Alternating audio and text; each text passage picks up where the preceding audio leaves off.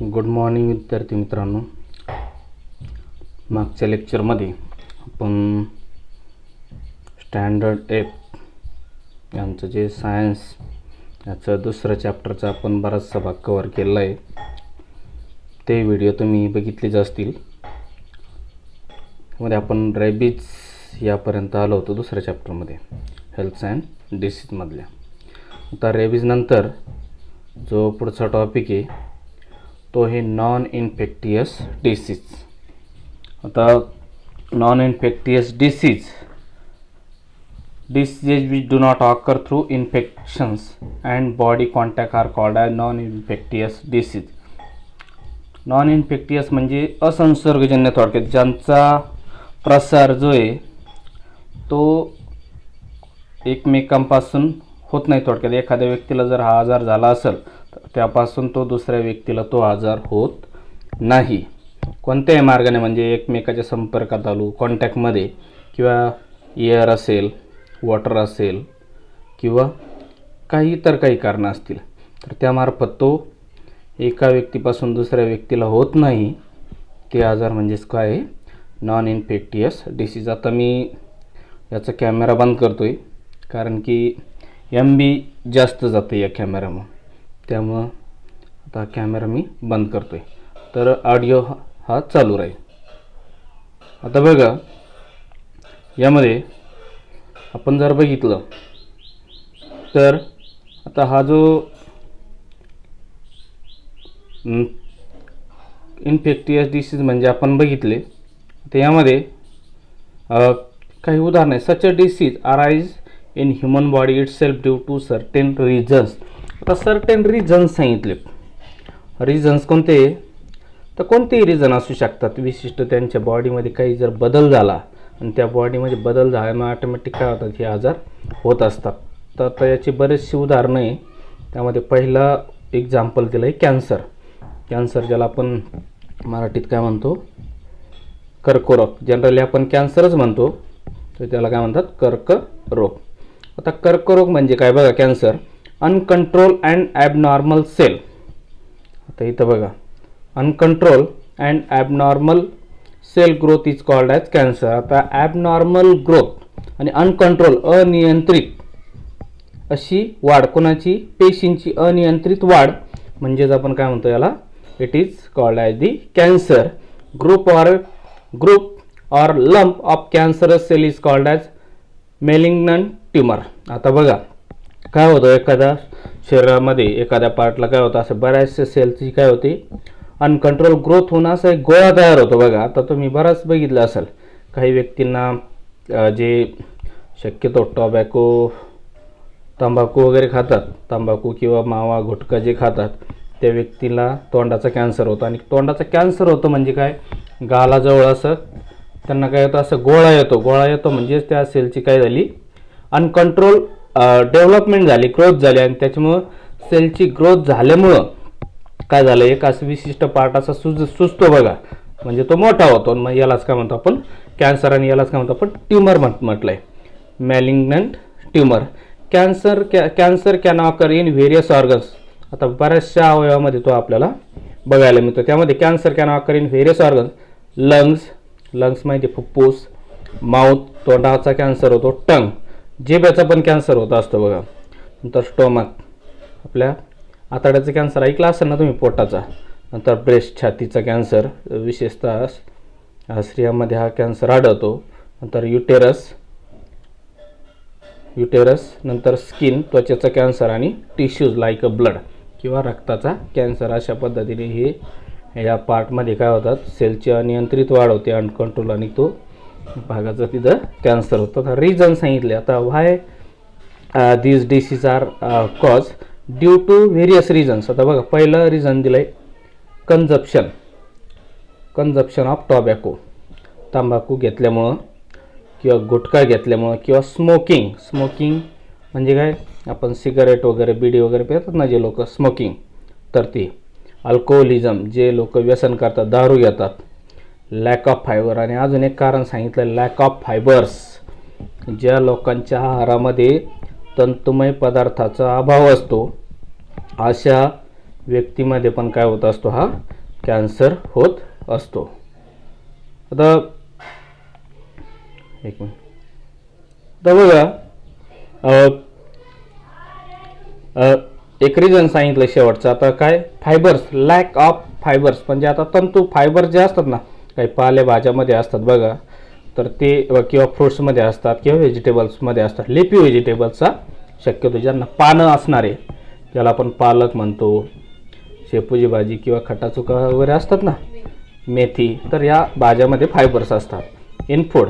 आता excessive कन्झप्शन of junk food किंवा मग आता जंक फूड जे असतात ना, जे बाहेर आपण आता आपल्या ग्रामीण भागामध्ये शक्यतो आढळत नाही, परंतु शहरी भागामध्ये जर बघितलं तुम्ही तर लोक काय करतात, संध्याकाळच्या वेळेस फेरफटका मारायला जातात आणि रोडच्या कडाला अशा हातगाड्या लागलेल्या असतात बघा, पिझ्झा, बर्गर. तर हे काय झाले, it is a junk food. तर हे खाल्ल्यामुळं पण काय होतं, हा आजार होऊ शकतो. एक्सेसिव्ह यूज खाल्ल्यामुळं, नाही तर एक्सेसिव्ह जास्त प्रमाणात खाल्ल्यामुळं हा आजार होऊ शकतो. तर some of many possible reason, heredity may also be reason. आता अजून एक महत्त्वाचं एक आजार आहे, महत्त्वाचं कारण आहे कोणतं आहे, हेरिडिटी. हेरिडिटी म्हणजे काय आहे, अनुवंशिक. लक्षात राहू द्या, हेरिडिटी अनुवंशिक. तर अनुवंशिक एखाद्या आपल्या पॅरेंट्सला जर हा जर आजार असेल तर त्यामार्फत तो पुढच्या येणाऱ्या पिढीकडे तो आजार हा संक्रमित होऊ शकतो. आता याचे सिम्पटम्स काय, लक्षणं, तर याचे सिम्पटम्स आहे, पहिलं सिम्पटम्स काय आहे, क्रोनिक कफ. कफ म्हणजे काय, खोकला, हॉर्स व्हॉइस, त्याचा आवाज काय होतो, त्या व्यक्तीचा गोगरा होतो. आणि डिफिकल्ट इन स्वॅलोविंग. स्वॅलोविंग म्हणजे एखादं अन्न ज्यावेळेस आपण खातो त्यावेळेस घेण्यासाठी काय होतं, त्याला त्रास होतो. नंतर दुसरं, इनक्युरेबल स्कॅर आणि इन्फ्लेमेशन. आता एखादी जखम वगैरे झाली असेल तर ती इनक्युरेबल असते आणि इन्फ्लेमेशन, सूज येते बघा, किंवा लम्प्स इन ब्रेस्ट, छातीमध्ये काय नाही असं गोळ्याने अशी बारीक अशी गोळी येते बघा छातीमध्ये, तो पण त्याचं एक्झाम्पल असू शकतं. अनएक्सप्लेन वेट लॉस, आणि त्या ज्या व्यक्तीला हा आजार झाला असेल तर त्याचं जे वजन आहे ते पटकन काय होतं, अचानकपणे असं कमी होतं. अनएक्सप्लेन म्हणजे भरपूर प्रमाणात ते काय होतं, कमी होतं. अशा पद्धतीने हा आजार आहे. तर आपण काय बघितलं, ज्यामध्ये कॅन्सर म्हणजे काय, कॅन्सर होण्याची कारणे आणि त्याची लक्षणे आपण यामध्ये बघितले. आता नंतर दुसरा टॉपिक आहे तो आहे डायबिटीस. आता मधुमेह हा आपल्याला माहिती आहे का, ज्या लोकांच्या शरीरामध्ये साखरेचं प्रमाण वाढतं आहे तर त्यांना काय होत असतो, हा डायबिटीज होत असतो, मधुमेह. तर हार्मोन इन्सुलिन, आता बघा महत्त्वाचं एक हार्मोन म्हणजे काय, संप्रेरके. तर insulin produce in pancreas controls the levels of sugar, glucose in blood. आता बघा आपल्या शरीरामध्ये एक ग्रंथी, कोणती, पॅन्क्रियाज ग्रंथी. तर ही काय स्रवते, तर इन्सुलिन नावाचं हार्मोन जे संप्रेरक ते स्रवत असते, आणि ही जी लेवल आहे शुगर लेवल ती इन्सुलिन हा कंट्रोल करत असतो. But if insulin is secreted in low quantity, जर आपल्या शरीरामध्ये ह्या इन्सुलिनचं जर प्रमाण हे एकदम कमी प्रमाणात जर स्रवले असेल तर glucose level cannot be control. आणि मग जो ग्लुकोज लेवल कंट्रोल करणारा घटकच जर कमी तयार होत असेल तर मग तो ग्लुकोज लेवल कंट्रोल होणार नाही. मग ऑटोमॅटिक काय होतं, this disorder is called as the diabetes. आणि मग अशा साखरेचं प्रमाण जर आपल्या शरीरामध्ये जर वाढलं तर त्याला आपण काय म्हणतो, it is this disease is non as the diabetes. आता प्रिव्हेंटिव्ह मेजर्स, आता आपण कसं रोखू शकतो, bye doing a proper diet. त्याला विशिष्ट असा आपल्याला आहार घ्यावा लागतो बघा, प्रॉपर मेडिसिन्स, काही औषधं घेऊन, and exercise under the supervision of doctors. आणि काय करायचा, व्यायाम करायचा डॉक्टरने सांगितल्याप्रमाणे.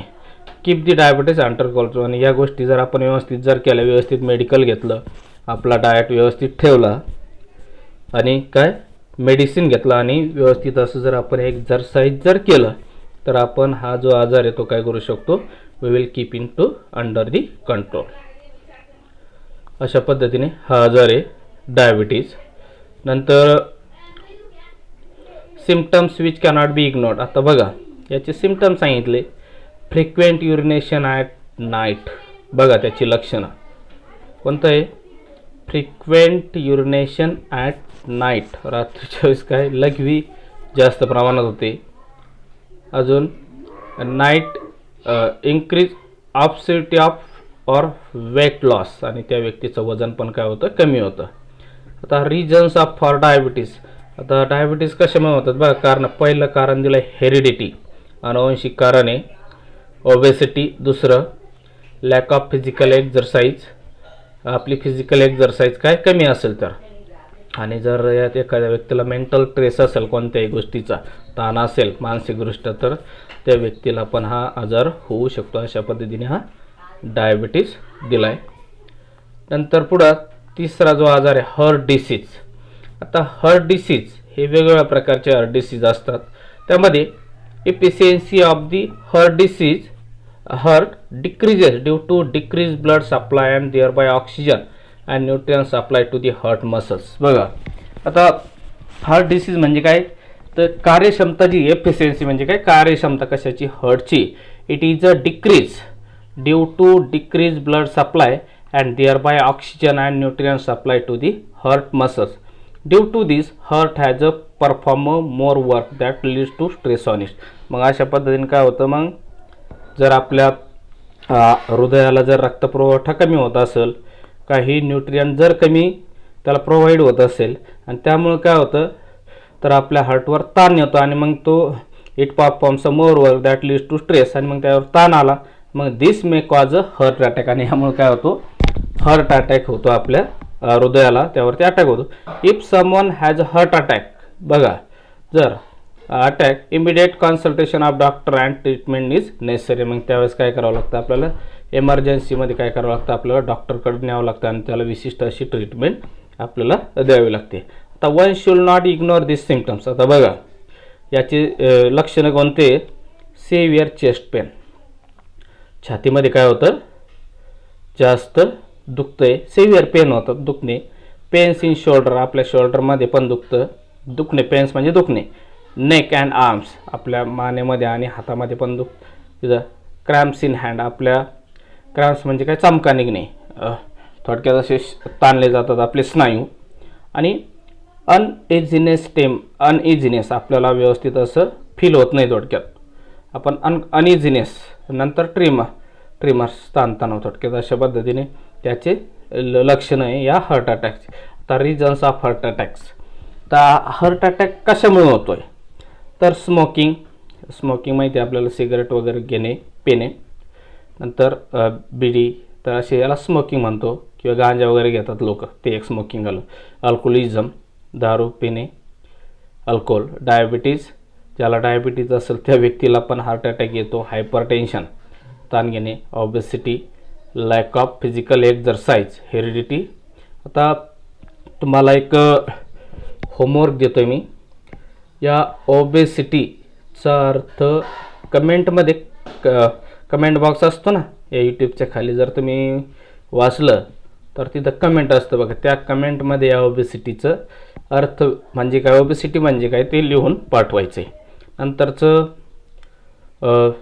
जे लक्षण आहे ते लॅक ऑफ फिजिकल एक्झरसाइज, ते आपण बघितलं. ज्याचा व्यायाम कमी असेल, जो एका जागेवर बसून राहत असेल, त्याला पण हा आजार होऊ शकतो. नंतर दुसरं कारण आहे हेरिडिटी, अनुवंशिक, मेंटल स्ट्रेस, एंजर आणि अनॅक्सिटी. तर अशा पद्धतीने त्याची काय आहे, हे रिजन्स ऑफ हार्ट अटॅक आहे. तर नंतर आता पुढचा टॉपिक आहे तो आहे मिसयूज ऑफ मेडिसिन्स. आता बघा का आपल्याकडे जे मेडिसिन्स असतात, तर त्या मेडिसिनचं मिसयूज जर झाला आपल्याकडून, तर तो मिसयूज, तर काय काय मिसयूज होतं बघा. त्यामध्ये sometimes some peoples take the medicines without prescription of doctor. आता काही लोक जे असतात बघा, आपल्या ग्रामीण भागातले किंवा शहरी भागातले पण काही, तर ते डॉक्टरकडनं जाता काय होतं का, एखाद वेळेस सर्दी किंवा डोकं दुखतं, तर डायरेक्ट मेडिकलमध्ये जातात आणि डायरेक्ट सर्दीच्या गोळ्या द्या किंवा तापेच्या गोळ्या द्या असं आपण सांगतो बघा, आणि ते डॉक्टरकडे जात नाही. मग यावर काय होतं, ओव्हरडोस होतो बघा. जेवढं डॉक्टरनी प्रमाण अर्धी असते किंवा 2 वेळेस 3 वेळेस, तर आपण आपल्या मनाने गोळ्या घेतो, ते मेडिसिन घेतो आणि ओव्हरडोस होतो, त्याचा जास्त आपल्याला डोस येतो. आणि मग त्यामुळं of medicine may affect our body, आणि मग ते जो मेडिसिन आहे आपण घेतलेला तर त्याचा इफेक्ट आपल्या बॉडीवर होतो. आणि एक्झाम्पल सांगितलं आहे, overdose of painkiller may damage nervous system. आता जर आपलं जर अंग दुखत असेल तर आपण काय घेतो जनरली, पेनकिलर्स घरी आपलं ठेवलेलं असतं. मग या पेनकिलर आपण जर जास्त प्रमाणात जर घेतले तर it may damage a nervous system. Nervous system म्हणजे काय, आपली चेतासंस्था, थोडक्यात वेडे होतात. नर्वस सिस्टम जर आपली डॅमेज झाली तर आपल्याला थोडक्यात काही समजत नाही, जे चेतना आहे ज्या भेटणार आहे आपल्याला त्यावरती त्याचा काय होतो, परिणाम होतो. अजून काय डॅमेज होतं, एक्सरेटरी सिस्टीम. एक्सरेटरी सिस्टीम जी आहे आपली ती पण खराब होते, लिव्हर खराब होतो. नंतर ओव्हरडोस ऑफ अँटीबायोटिक्स. आता हे झालं कशाचं, पहिलं काय बघितलं आपण, पेन किलर जर जास्त घेतलं तर त्याचा कशावर परिणाम होतो, नर्वस सिस्टम, एक्सरेटरी सिस्टीम आणि लिव्हर, या 3 गोष्टीवर कशाचा, या पेन किलरचा परिणाम होतो. आता दुसरा जो आहे ओव्हरडोस ऑफ अँटीबायोटिक्स. तर अँटीबायोटिक जर आपण जास्त प्रमाणात घेतलं, इट मे ले टू नेसिया. नेसिया मळमळ होणे. नंतर स्टमॅकॅच, आपल्या पोटात दुखतं, ही नेसिया मळमळ. नंतर स्टोमॅकॅच, पोटात दुखणे. डायस्ट्री, तर डायस्ट्री आपल्याला माहिती आहे, जुलाब होणे वगैरे.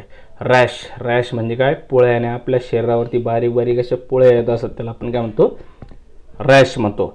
आणि व्हाईट पॅचेस ऑन ए टंग, आपल्या जिभेवरती काय येतात, पॅचेस, बारीक बारीक स्पॉट येतात. कशाचे, पांढऱ्या रंगाचे स्पॉट आपल्या जिभेवरती येत असतात. तर हा काय, मिसयूज ऑफ मेडिसिन. जर आपल्याला परीक्षेमध्ये जर प्रश्न आला, give the misuse, what is the effect of the misuse of medicines, किंवा write a short notes on a medicine, तर आपण 2 याच्यात लिहू शकतो. एक, जास्त पेन किलर घेतल्याने काय होतं आणि जास्त अँटीबायोटिक घेतल्याने काय काय परिणाम होतात. अशा पद्धतीने आपल्याला त्याचं उत्तर 2 याच्यात पॉईंटमध्ये लिहावं लागेल, पेन किलरचं आणि अँटीबायोटिक्स जास्त घेतल्यामुळं काय होतं. अशा पद्धतीने हा हे होतं. आता व्हिडिओ जास्त लांबतोय तर राहील टॉपिक आपण पुढच्या टॉपिकमध्ये घेऊ. धन्यवाद.